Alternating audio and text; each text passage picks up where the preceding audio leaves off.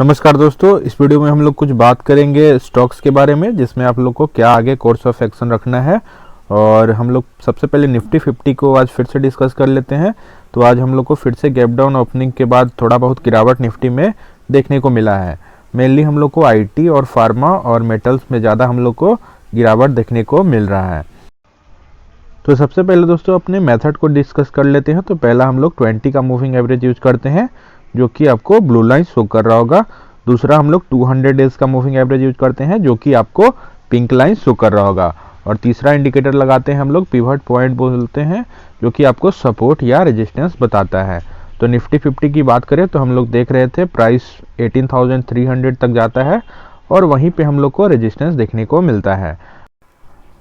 और पिछली बार दोस्तों इसी पोजीशन से फिर से हम लोग को मार्केट करेक्ट होते हुए दिखता है और अच्छा खासा करेक्शन देखने को मिल रहा है और मार्केट करीब 17,149 तक आ चुका है। तो इस पिवट के अराउंड हम लोग को आज हैमर कैंडल जैसा भी दिखा है। तो कल एक बड़ा सा अगर ग्रीन कैंडल आपको दिखता है 1-2% का निफ्टी 50 में, तो कुछ निफ्टी 20 आप लोग ETF बाई करके चल सकते हैं। ज़्यादा हैवी इन्वेस्टमेंट ना करें, क्योंकि ट्रेंड अभी डाउनवर्ड का है। तो और भी हम लोग को डाउनवर्ड मोमेंटम दिख सकता है और मार्केट 200 डेज के मूविंग एवरेज के पास भी आ सकता है।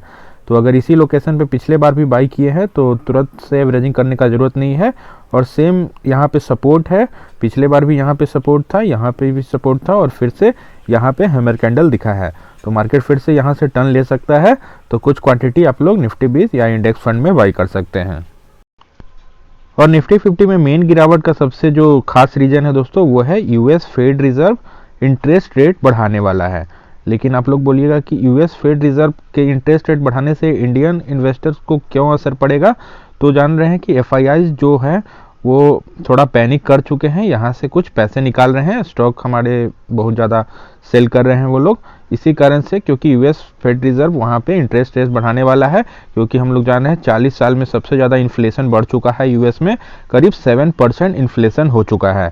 इसके कारण से एफआईआईज को थोड़ा सा एशियन मार्केट ओवर वैल्यूड लग रहा है, इसी कारण से यहाँ से पैसे निकाल रहे हैं, जिसके कारण लिक्विडिटी की कमी हम लोग को दिख रही है। और सेकंड मेजर रीज़न जो बताया जा रहा है दोस्तों, वो है रसिया और यूक्रेन में जो टसल चल रहा है, उसके कारण से ग्लोबल मार्केट में थोड़ा सा असर देखने को मिल रहा है। लेकिन ये सब तो अलग बात है। लेकिन हम लोग SIP के माध्यम से इन्वेस्टमेंट करते हैं, तो ज़्यादा हम लोग न्यूज़ को देखेंगे, लेकिन उतना बहुत हम लोग अपने डिसीजन चार्ट एनालिसिस और जो हमारा मेथड है उसी पे टिके रहेंगे। थोड़ा बहुत करेक्शन से डरना नहीं है, क्योंकि हम लोग जो मेथड लगाते हैं उसमें एक बार में टोटल क्वांटिटी हम लोग नहीं बाई करते हैं। और सबसे ज़्यादा गिरावट हम लोग को देखने को मिल रही है दोस्तों टेक स्टॉक्स में, उसी में है इंडिया मार्ट। एक ई-कॉमर्स की एक शानदार कंपनी है और बहुत ही अच्छा रिटर्न हम लोग को पास्ट में मल्टीबैगर रिटर्न निकाल करके इंडिया मार्ट ने दिया है। लेकिन हम लोग देख रहे हैं पिछले कुछ दिनों से लगातार इसमें हम लोग को गिरावट देखने को मिल रहा है और प्राइस बहुत ही ज़्यादा नीचे आ चुका है।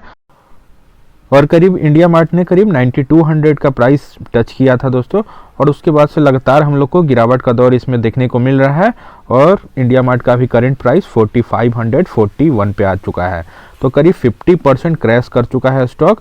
और सबसे मेन रीज़न जो है उसका प्राइस टू अर्निंग रेशियो करीब 100 से ऊपर चला गया था। और इस क्वार्टर में थोड़ा क्वार्टरली रिजल्ट भी सबड्यूड रहा है, थोड़ा कम आया है। तो फिलहाल इंडिया मार्ट की बात करें तो 4541 की प्राइस पे आ चुका है। तो अगर किन्हीं को बाई करना है इंडिया मार्ट को, तो मान लीजिए यहाँ पे कुछ सपोर्ट लेता है तो इस रीजन में कुछ बाई कर सकते हैं। 1-2 दिन वेट कर ले, अगर हैमर कैंडल चाहे बड़ा सा ग्रीन कैंडल दिखता है 3-4% का, तो इंडिया मार्ट में कुछ क्वांटिटी तुरंत SIP कर सकते हैं, क्योंकि अपने टॉप से करीब 50% तक टूट चुका है। और इंडिया मार्ट में इतना बड़ा गिरावट के पीछे सबसे बड़ा मेन रीज़न है दोस्तों, इसका वैल्यूएशन बहुत ही ज़्यादा हाई जा चुका था। करीब प्राइस टू अर्निंग रेशियो 100 को क्रॉस कर चुका था।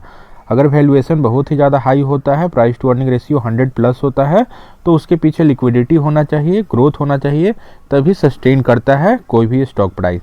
तो इसमें हम लोग को बहुत ही ज़्यादा FIIs की तरफ से बिकवाली देखने को मिलता है।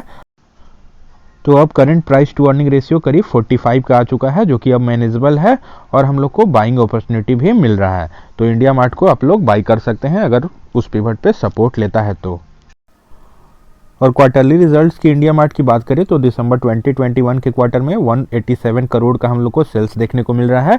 वहीं पिछले साल की बात करें तो 173 करोड़ का सेल्स था। तो हम लोग को सेल्स में अच्छा ग्रोथ हम लोग को देखने को मिल रहा है। वहीं प्रॉफिट आफ्टर टैक्स की बात करें तो 74 करोड़ का रहा है, और जहां पिछले साल इसी क्वार्टर में 82 करोड़ का रहा है। तो यही मेन रीज़न है, पैट डिक्रीज़ हुआ है पिछले साल की तुलना में, तो हम लोग को थोड़ा बहुत गिरावट देखने को मिल रहा है। और अगला स्टॉक दोस्तों टाटा एलेक्सी, इसमें हम लोग को कुछ प्रॉफिट बुकिंग का सोचना चाहिए। अगर ज़्यादा क्वांटिटी में है और नीचे के प्राइस से बाइंग किए हैं और अच्छे खासे प्रॉफिट में बैठे हुए हैं, तो टाटा एलेक्सी का मान लीजिए 10 स्टॉक है तो 3-4 स्टॉक आप लोग प्रॉफिट बुक कर सकते हैं। टोटल क्वांटिटी एग्जिट करने के लिए नहीं चाहिए, लेकिन हम लोग को कुछ प्रॉफिट बुक कर लेना चाहिए। क्योंकि बात करें टाटा एलेक्सी की, तो हम लोग को पास्ट में बहुत ही अच्छा खासा रिटर्न, मल्टीबैगर रिटर्न निकाल करके दिया है। और अभी फ़िलहाल की बात करें तो प्राइस 200 डेज़ के मूविंग एवरेज से बहुत ही ज़्यादा दूर चल रहा है, और 7287 का टॉप बनाने के बाद हम लोग को आज गिरावट देखने को मिल रहा है। और हम लोग को दोनों मूविंग एवरेजेस और प्राइस तीनों के बीच में स्पेस दिख रहा है, तो यहाँ पे FIIs DIIs का सेलिंग आ सकता है। तो अभी टाटा एलेक्सी को कोई फ्रेश बाइंग हम लोग को नहीं करना है। पहला हम लोग 20 के मूविंग एवरेज तक आने देते हैं, और कुछ सपोर्ट लेते हुए दिखेगा इनगल्फिंग पैटर्न जैसा तो कुछ बाई करने का सोचेंगे, नहीं तो प्राइस हम लोग 200 डेज़ के मूविंग एवरेज तक आने देते हैं, तब हमारा बेस्ट एंट्री बनेगा टाटा एलेक्सी में। ऐसे टाटा एलेक्सी पास्ट में हम लोग देखें तो 200 डेज़ के मूविंग एवरेज तक भी नहीं आता है, दूर जाता है और फिर लंबा कंसोलिडेशन के बाद फिर से ब्रेकआउट दे देता है। तो इसका भी हम लोग ध्यान रखेंगे। इसका पास्ट पैटर्न हम लोग को हर बार फ्लैग पैटर्न जैसा दिखा है, तो टाटा एलेक्सी में हम लोग बाई करेंगे। लेकिन अभी थोड़ा फिलहाल प्राइस टू अर्निंग रेशियो भी करीब 120-130 का हो चुका है, तो बहुत ही ज़्यादा ओवर वैल्यूड हो चुका है, तो थोड़ा बहुत गिरावट इसमें एक्सपेक्टेड है, तो फ्रेश बाइंग इसमें नहीं करें। और अगला क्वालिटी स्टॉक जिसमें हम लोग को लगातार गिरावट देखने को मिल रहा है वह है रूट मोबाइल, और OTP और मैसेजिंग सेक्टर में एक बहुत ही अच्छा कंपनी है, OTT प्लेटफॉर्म के लिए काम करता है, तो बहुत ही डेट फ्री स्टॉक है, तो हम लोग को इसमें बाई करना चाहिए। लेकिन फ़िलहाल हम लोग बात करें तो बहुत ही ज़्यादा पास्ट में हम लोग को अच्छा रिटर्न निकाल करके रूट मोबाइल ने लिस्टिंग के बाद दिया था। हैप्पीएस्ट माइंड और रूट मोबाइल दोनों साथ में लिस्ट हुए थे, और हम लोग को करीब डबल होते हुए लिस्टिंग गेन में ही दिखे थे। उसके बाद से हम लोग को प्राइस 200 डेज़ के मूविंग एवरेज से बहुत ही ज़्यादा दूर चल रहा था, और इस पिवट से टकराता है और रेजिस्टेंस लेकर के नीचे आते हुए दिख रहा है।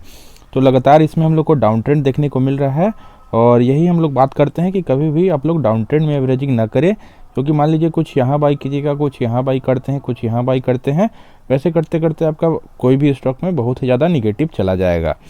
तो हम लोग बात करें रूट मोबाइल की, तो पहला एंट्री हम लोग 200 डेज़ के करीब में बोले थे। अगर मान लीजिए यहाँ पर भी बाई कर लिए होंगे तो कोई बात नहीं। अब हम लोग क्या करेंगे, नीचे का पिवट पर देखेंगे। मान लीजिए तो अगर 1497 के पिवट पे अगर सपोर्ट लेता है दोस्तों, तो यहाँ पे बाई करना है, नहीं तो नेक्स्ट पिवट पे हम लोग बाई करेंगे और अपना एवरेज कर लेंगे। और नेक्स्ट पिवट करीब 1270 पे है। और रूट मोबाइल का इस क्वार्टरली रिजल्ट बहुत ही अच्छा है दोस्तों। हम लोग देख रहे हैं सेल्स करीब 563 करोड़ का रहा है, वहीं पिछले साल हम लोग बात करें तो सेल्स करीब 385 करोड़ का रहा है।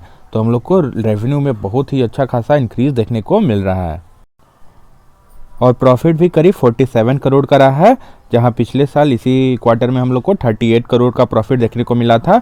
तो बोथ सेल्स और प्रॉफिट दोनों में हम लोग को इंक्रीज देखने को मिल रहा है, जो कि बहुत ही अच्छी बात है, और कंपनी में ग्रोथ पोटेंशियल अच्छा है। थोड़ा ओवर वैल्यूड लिस्ट हुआ था, उसके बाद से बहुत ही अच्छा खासा रिटर्न दिया है, तो प्राइस टू अर्निंग रेशियो थोड़ा हाई हो चुका था, और FII DII का सेलिंग कारण हम लोग को बहुत ही अच्छे प्राइस और PE पे मिल रहा है। तो रूट मोबाइल में फ़िलहाल कोई बाइंग इनिशिएट ना करें, क्योंकि ट्रेंड बहुत ही ज़्यादा डाउनवर्ड है और भी फॉल कर सकता है। और हम लोग नेक्स्ट पिवट पे 1270 के करीब अगर एवरेज करना है तो एवरेज कर लीजिएगा, फ्रेश एंट्री लेना है तो फ्रेश एंट्री भी ले सकते हैं। तो फिलहाल इसमें हम लोग वेट एंड वॉच करेंगे, तो अभी कोई एंट्री इसमें हम लोग को नहीं लेना है रूट मोबाइल में। और आज का आखिरी स्टॉक हम लोग बात करें दोस्तों, तो ये है SBI कार्ड। तो बहुत ही लंबा कंसोलिडेशन था, और बहुत ही ज़्यादा कंसोलिडेशन के बाद हम लोग को नीचे की तरफ ब्रेकआउट देखने को मिल रहा है। तो बात करें SBI कार्ड में, तो फिलहाल अभी प्राइस 200 डेज़ के मूविंग एवरेज के वेल बिलो चल रहा है, और इस पिवट पे हम लोग को कुछ सपोर्ट लेते हुए भी दिखा है, और यहाँ पे हम लोग को इनगल्फिंग पैटर्न भी दिखा है। तो यहाँ पे कुछ क्वांटिटी अगर बाई करना है तो कर सकते हैं। अगर 1-2% का आपको कैंडल ऊपर की तरफ दिखता है तो SBI कार्ड में बाई करें, हैवी क्वांटिटी बाई ना करें, क्योंकि 20 का मूविंग एवरेज नीचे की तरफ इंक्लाइंड है, और ये क्लासिक एग्जाम्पल है कि हम लोग को डाउन ट्रेंड में ज़्यादा एवरेजिंग नहीं करना चाहिए। पहला एंट्री अगर लेना है तो यहाँ पे ले सकते हैं, और उसके बाद मान लीजिए यहाँ से भी एनालिसिस गलत साबित ही हो जाता है, तो हम लोग नीचे का पिवट देखेंगे, और नीचे का पिवट पे अपना और भी क्वांटिटी को एवरेज कर लेंगे।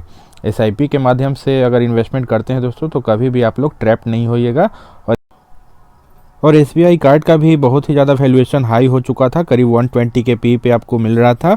उसके बाद से हम लोग को अच्छा खासा करेक्शन देखने को मिल रहा है और अभी प्राइस टू अर्निंग रेशियो की बात करें तो हम लोग को 65 के पी पे मिल रहा है।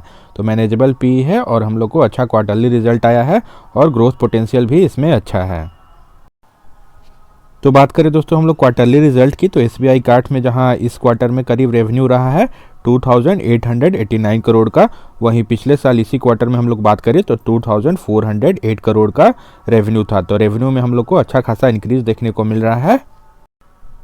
तो प्रॉफिट की बात करें तो 386 करोड़ का प्रॉफिट रहा है, जहां पिछले साल 210 करोड़ का प्रॉफिट रहा है। तो बोथ सेल्स और प्रॉफिट आफ्टर टैक्स दोनों में हम लोग को अच्छा खासा इंक्रीज देखने को मिल रहा है और प्रॉफिट नियरली हम लोग को डबल होते हुए दिख रहा है।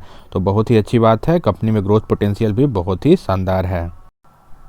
तो इस लोकेशन पे कुछ एसआईपी करना है तो आप लोग कर सकते हैं, डरना नहीं है। अगर क्वालिटी स्टॉक है, फंडामेंटली साउंड स्टॉक में इन्वेस्टमेंट कीजिएगा तो थोड़ा बहुत करेक्शन भी होगा तो आगे हम लोग को डर नहीं होगा और हम लोग मैनेज कर लेंगे और लॉन्ग टर्म में वेल्थ क्रिएट आपको करके देगा। तो होप आप लोग वीडियो अच्छा लगा होगा दोस्तों। अगर वीडियो अच्छा लगा तो वीडियो को लाइक कर दीजिएगा, चैनल को सब्सक्राइब कर लीजिए और अपने दोस्तों में शेयर कीजिए। चलिए थैंक यू, मिलते हैं नेक्स्ट वीडियो में। और हमारा एक फ्री टेलीग्राम ग्रुप भी है, उसको भी आप लोग ज्वाइन कर सकते हैं। कोई डाउट वगैरह होगा तो आप लोग पूछ सकते हैं।